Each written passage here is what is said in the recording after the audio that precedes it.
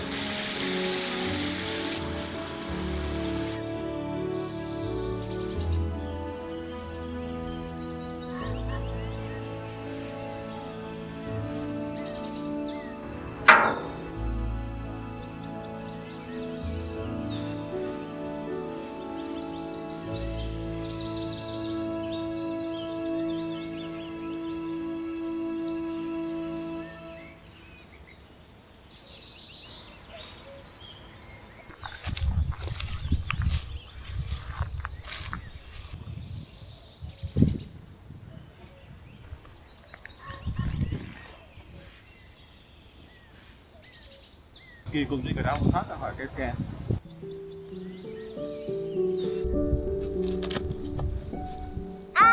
Không lên được.